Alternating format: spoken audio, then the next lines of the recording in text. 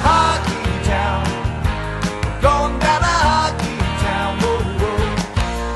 Hockey town,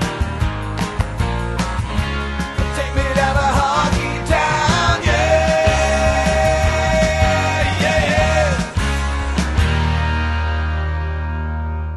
Hello, hockey fans. The Minnesota Hockey Connection is on the air. We're on the air for the next half hour. I'm Kenny Gallagher, along with Jerry Burrow. We're going to talk about the pros and the high schools and everything in between. And Jerry, before we get started, I heard a story this morning on the radio. You know, I know a little thing about the morning radio. Oh, yes. That there is a shortage of ice in the city of Duluth for hockey players. Right, because of the outside weather.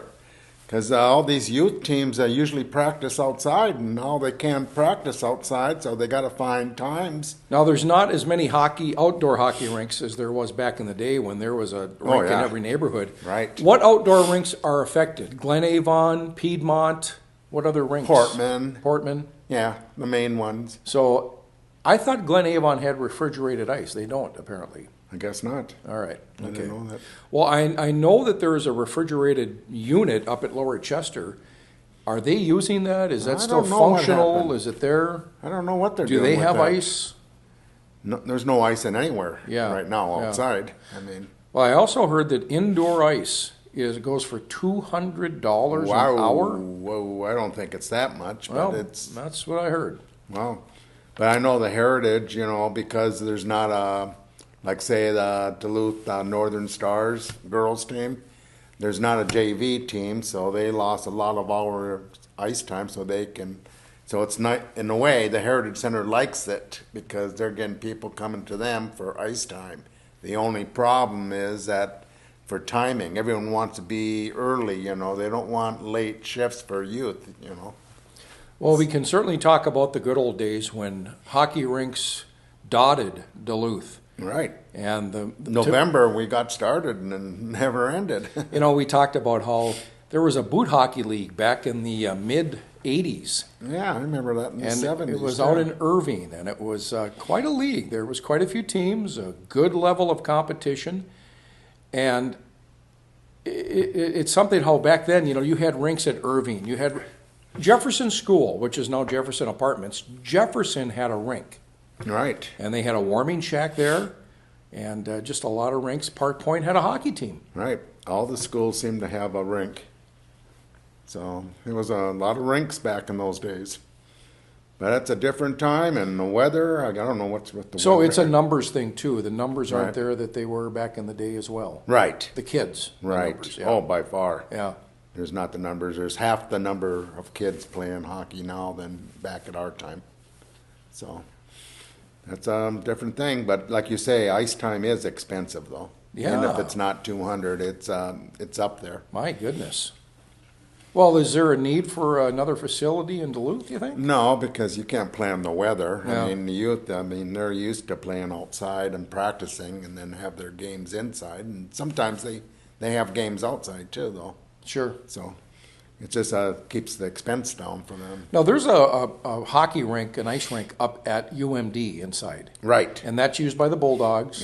It's a men big, and women? It's a big rink. Do other high school, other youth groups, are they able to use that rink if it's available? Yes. They do? Yes. Okay. Because East has done scrimmages up there, and once in a while they have to do a practice up there because Amsoil, because something's going on at the Heritage, they can't, and then Amsoil's taken. Yeah. So. Well, let's talk about Duluth East. Duluth East hockey team had a big win over Andover. Is this team for real? Well, you know, they have some injuries, so they're like Mike Randolph team. You got to wait until after the first of the year, and then they start getting it together. He starts seeing which players are really. But now you say that they've got injuries, so they're doing well without those players there. When those Right. players come back, Well, hopefully that the team will be better. Yeah. I mean, you never know, but because they got their best schedule is after the first of the year. They got like Blaine, Eden Prairie, the #1 team. Blaine's up there. I mean, they got some very good teams that they're going to be playing. Lakeville North on the Hockey Day Minnesota is in, like most people have them right around 5. But I guess kind of the benchmark to a good hockey team, you can always look at Duluth East. They're one of the best teams in the state. Looking at the team so far up to this point, and I know we've got a lot of hockey to get to, where do they rank with past East teams? Boy, I say right now there's been a lot better teams All right. in the past, but you don't know until after the first of the year, and that's all Coach Randolph does it, you know. Then he starts shortening his bench with his best players. But the nice thing about this year's team, a lot of young kids are getting a lot of playing time. So that's going to make them a better team at the end of the year. They're going to be a lot deeper than most teams. So that's where they're going to get ahead of a lot of teams. They're going to tire teams out by the third period. And by that time, hopefully we got a few extra scores than that first line. That's always kind of been the MO, if you will, of Mike Randolph teams, is their conditioning. Yeah, he's always seems to have that team. He might not be that good at Christmas time, but after Christmas, they start getting better and better and better, and by playoff time, they're one of the best teams in the state, it seems like, every year in and year out. So that's the way he coaches, and that's a smart way, I think. Well, we're not too far removed now. We're, just about 5 weeks out from Hockey Day, Minnesota in Duluth. Right. And then all the holiday tournaments are coming up the next couple weeks. I mean, Christmas week, between Christmas and New Year's, and plus the Edina Classic is the week before Christmas, and they have probably four of the top 10 teams in the state. Elk River's not in the top 10 right now, but they're right on the border. But they got Eden Prairie, Edina, and Grand Rapids. And so they're going to play each other for 3 days straight. And so we'll know who's who by the first of the year. Now, of course, Bentleyville is taking over Bayfront Park, and they'll be wrapping up shortly after Christmas. What's the timeline? Do they start getting that rink ready after Bentleyville? What I've heard is Bentleyville's told the Hockey Day Minnesota committee that they're going to take it down right away as soon as possible so they can get that ice ready, because they need a few weeks. They want that ice in there, and they want to prepare it and get it all set. But, hey, right now, we got some weather problems, so I hope in the next month it gets colder. Yeah, and this is going to be a refrigerated ice surface? I know. It's not. It's not. going to be a natural ice, watered down. Okay, but it's not going to be refrigerated to the point. They're going to be strictly dependent on the weather. Right. Well, let's hope that this can happen without having to be moved indoors. The alternate location is going to be the Heritage. Right. And let's hope that this can happen outside. Right, that's the main. I mean, you can get so many people down there and have fun. Nice celebration of hockey. And you can see some good high school hockey outside like the old days, the fresh air. Might be a little cold, but yeah. But hey, we can do it. I'm looking forward to it. It's going to be an exciting time. Right. So, good. But well, as long as we're talking high school hockey, let's go with my rankings for the week. And I'll start with Class AA, the big schools. Number 1, Eden Prairie. Number 2, Benil St. Margaret. And by the way, those two schools play each other Friday night. Where at? Benil. Okay. At St. Louis Park Recreation Center. All right. But that should be a great game because Benil is playing very good hockey so far in the beginning of the year here. And number 3, I got Duluth East.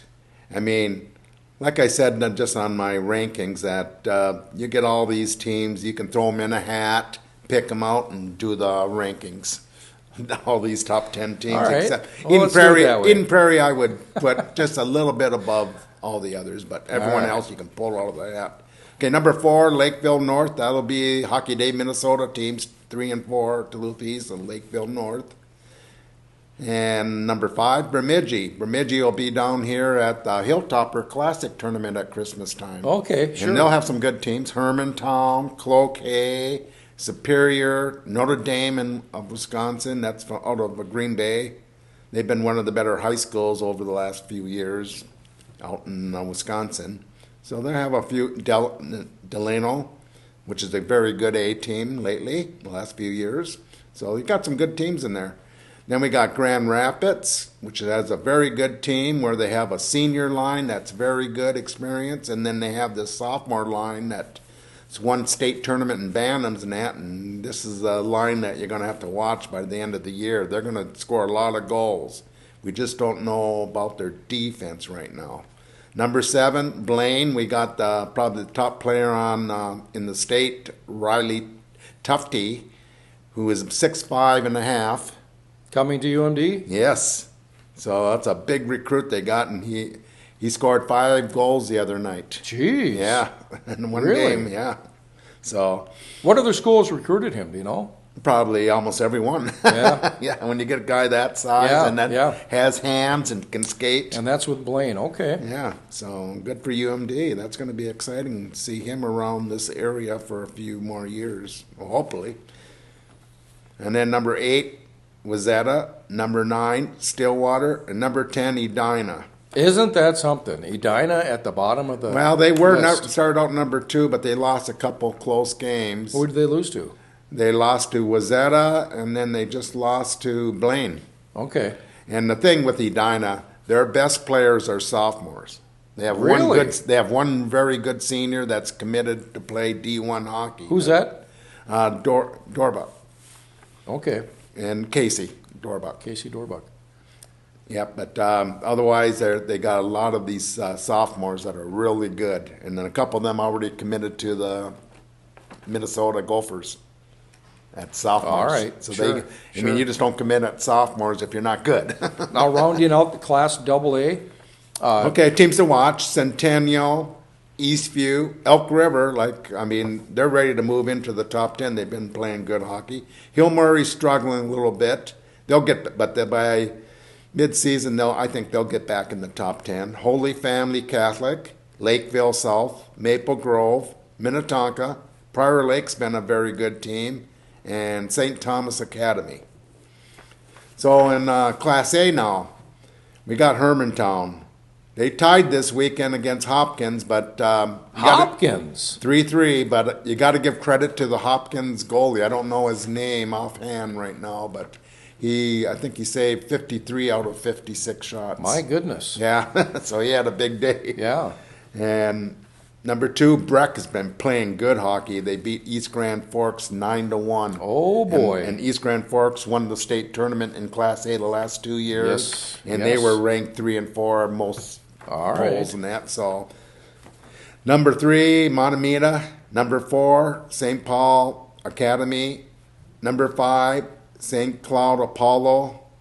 Number 6, St. Cloud Cathedral. The 2 St. Cloud teams play this week, too, at the end of, I think, Saturday.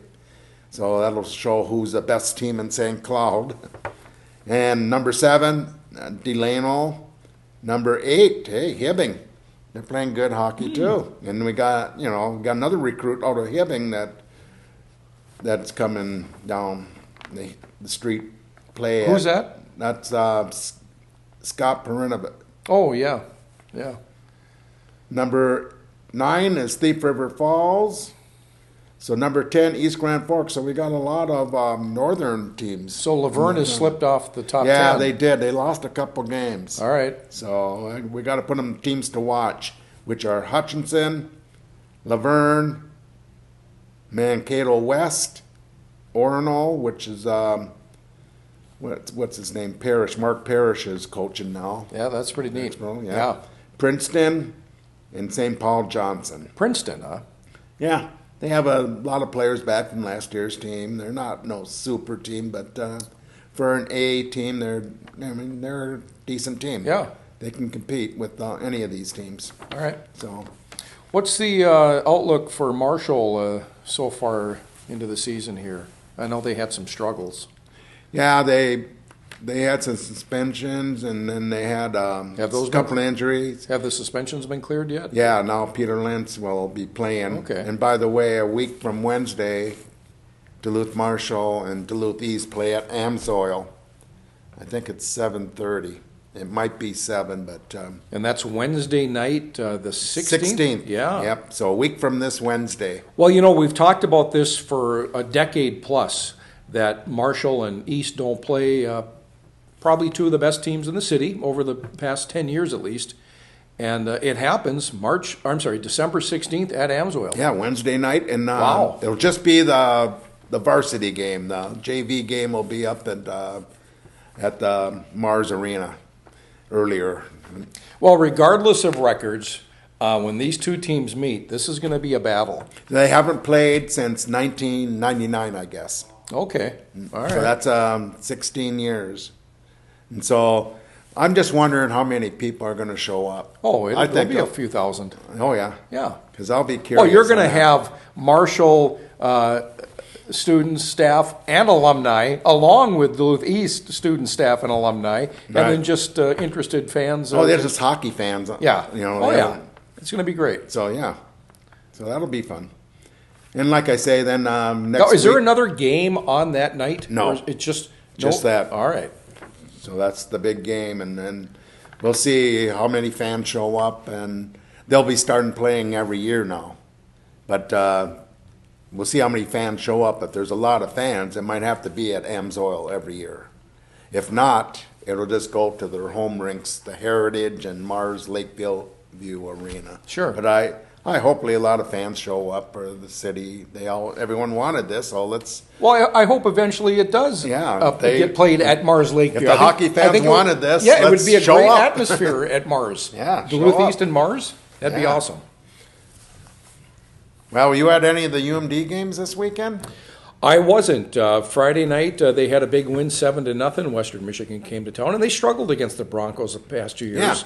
Yeah. And then Friday night, 6-2 was the final score. Friday night was 7-0, and then Saturday night was 6-2. 6-2 on Saturday. And they scored a goal right at the end. So that gave the Bulldogs, after that Friday night game, 3 consecutive shutouts.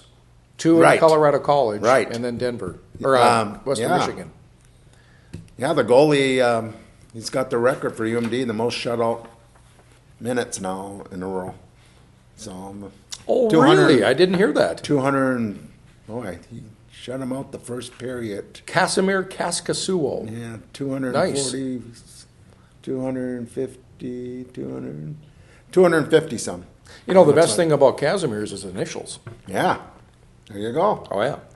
Oh, hey, it's kind of funny. On the rankings, UMD wins big time. I mean, they just dominated Western Michigan, especially Friday night. Saturday night, Western Michigan came out pretty hard on that first period in that 6-2 victory. But I'm telling you, overall UMD dominated this team, but they didn't change in the rankings. They stayed at 17. Now, come on, when a team dominates like that, I know Western Michigan's not a top team. And 2 wins coming but in. you still got to play. Well, true. I mean, true. It's not like they won by 1 goal or Well, anything. no, they they- dominated They this didn't team. change in the coaches poll. How about the pairwise? Pairwise, they moved up a little bit. They're 18. And they had a good night on the power play.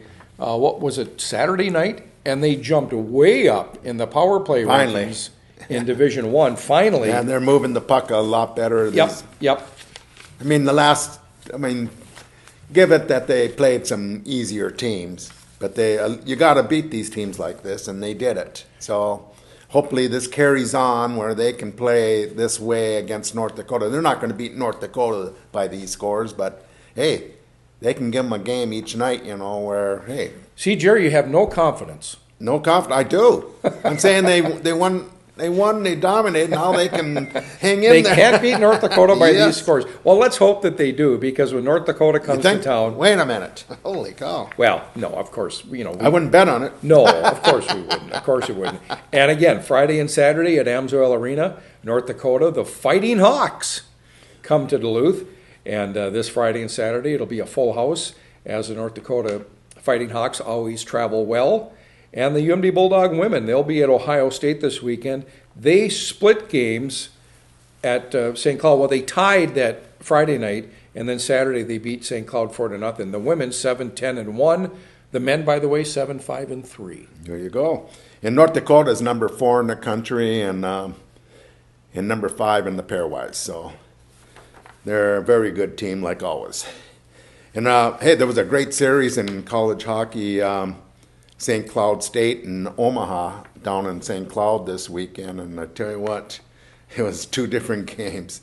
I mean, they're both top teams, you know. They both stayed in the rankings, 5 and 6. Omaha is 5 and St. Cloud State 6. But St. Cloud won 4-1 on Friday night, and Judd Peterson, I know he's got a goal. I think he got an assist that night too. He played real good. But then the next night, Omaha came back and beat them 7-2. So, I mean, two very good teams. It's kind of weird to see the scores, how different they were. I mean, Now the Gophers played Ohio State this weekend in men's hockey, and they had back-to-back overtime games. Right. I was at the Friday night game, and I tell you what, the Gophers really did look good. And Ohio State has a terrible record, but they're a good team. I mean, that's what they're losing. They're losing all these little overtime games. Okay, they're real close yeah. all the time, but they just can't finish on a victory side, you know. Gophers won Friday 3-2 in overtime, and then Sunday the Gophers beat Ohio State 5-4, and the Gophers will travel to Michigan this Friday and Sunday. And those games, by the way, Minnesota Gopher hockey can be heard on 610 KDAL. And these are big games for the Gophers because now they're in their Big Ten schedule, and they're outside of the top 16 in the pairwise. And the only way they can move up really is if they beat teams like Michigan, who are number 9 in the pairwise. So this is I mean, they got to do good out there in Michigan this weekend. Yeah, St. Scholastica lost to Marion on Friday night, and then Saturday they won 2-1. The Saints will host Gustavus at Mars Lakeview Arena this Friday at 7, and then they'll travel to St. John's for a Saturday game at St. John's at 7 o'clock. Okay. And so then after this weekend, I think a lot of teams take a break, most of them. Well, yeah, we're coming up on Christmas, so sure, that's going to happen. For college. Yeah. Again, high school hockey over the weekend, Andover lost to Duluth East 6-5, and then Duluth Denfeld lost to Egan 5-4. Hermantown, like you said, 3-3 overtime with Hopkins. And then International Falls 4-1 over Proctor. But Proctor had a big win last week. They beat Duluth Marshall 4-3 in overtime. But you got to remember they were missing players. And I had talked to some folks, some Proctor alum, and the last time they beat Marshall wasn't that long ago. It was 2010. So okay. Yeah. Hey, big game this week, and always throw away the records. Duluth East is going down the 35 to Cloquet. So 7:30 Thursday night. Get there early if you want a parking spot because that place fills up every time Duluth East and Cloquet play. And you know Essie, he finds ways to make East look bad.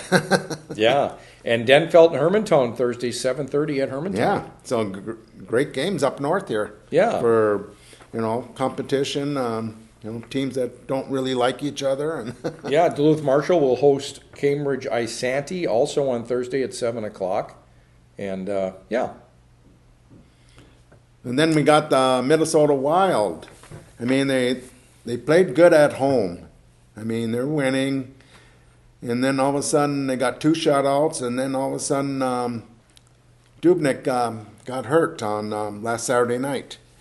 At first, when I heard that he went out of the game, I thought his wife was having a baby because they're due any day now. Okay. That's what I was thinking. Oh, they're doing yeah. He's leaving the rink to go be with his wife. Okay, right. no. That's what I was thinking. Tweaked his groin, but it's not too serious. Not too serious. Yeah, and prior to that, the Wild went to Chicago, and the Wild do have some success when they play at Chicago in the regular season, and they beat Chicago 2-1. What was this, last Tuesday night? Not this Tuesday, but the Tuesday night before. Right. And but Patrick Kane, my goodness. Yeah. He had a 21-game scoring streak. I'm not sure if that continued, but no, I don't know. But if it did, got one more game, he's tied with Bobby Hull with the most. Okay, all right. Chicago Blackhawks. So. Yeah, so the Wild they went to Colorado after beating Colorado in St. Paul 3-0, and they lost 2-1. It was last night in overtime. Wild will be at Phoenix this Friday. I guess it's Arizona now. Yep, Arizona now. And then Saturday, Wild will be at San Jose. And the games will be, I think, 8 o'clock Central Time at Arizona, and then 9:30 both on Fox Sports Network.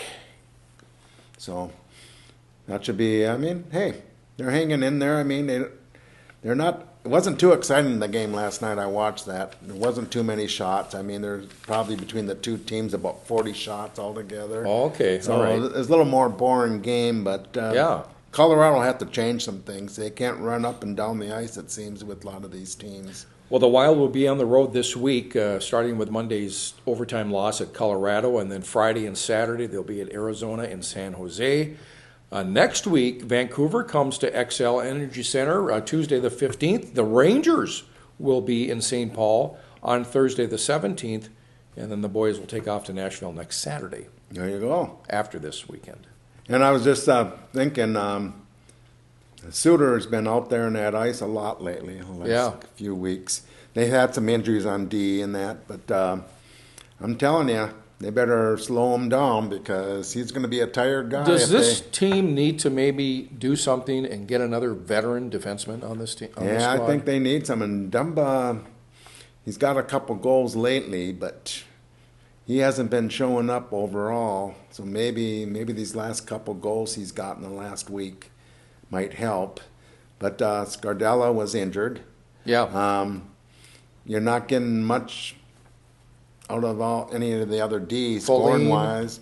Jonas Brodin. Yeah, and Spurgeon. So I mean, and that's why they're putting Suter out there a lot, and it's not good when it catches up to you. Yeah. The time it showed last year, I thought Yeah. he played just too many minutes for 2 years straight, and he was tired the second half of the season. It looked like to me, but the goaltending, I'd say lately, has been playing very good overall. I mean, I have to give them credit there because they had a couple shutouts and a lot of games with just one goal.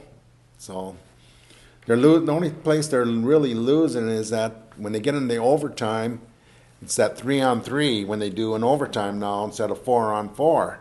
And basically, it's a 2-on-1, back and forth, 2-on-1, 2-on-1. So the skilled players, man, it's just amazing. These games, how they even last 2 minutes. Yeah. Yeah. But it's fun. I like it. You know what? I don't know why. I The just 3-on-3 overtime? Yeah. A lot of people, some people don't like it. But hey, I think it's rink ratting, and that's the way I grew up, and so I like it. Good. Jerry likes it. Yeah. Well, it was nice to see Justin Fontaine got his second goal of the season. Yeah. That He's starting game. to play very good. Yeah. Yeah. I think he's passing the puck. He's seeing the ice good, and he's moving, and even Parisi's starting to get to the net more now. I think his knees must be getting better because last night he got to the net a few times and he scored that one, only goal they got, but it was a big goal, got him in overtime. Well, we've come to the end of the program, and a big weekend of hockey. Duluth, UMD rather, will host North Dakota at Amsoil Arena this weekend. Look for us on the internet, MinnesotaHockeyConnection.com, and then go to our Facebook page and like us on Facebook as well. And Jerry, final thought? Final thought, hey, if you got a chance, get out there to that UMD North Dakota game on Friday and Saturday night at 7 o'clock at Amsoil, or Thursday night, get down to Cloquet or up to, I think it's Hermantown where the Denfield game is. Well, I think both games are around 7:30. Yes. So two good high school games Thursday. So Thursday, Friday, Saturday, you got some good hockey and around the area, and see you next week. Again, thank you to the staff at PACT-TV that produced this show for us, and we'll be back here next week to drop the puck. We'll see you then.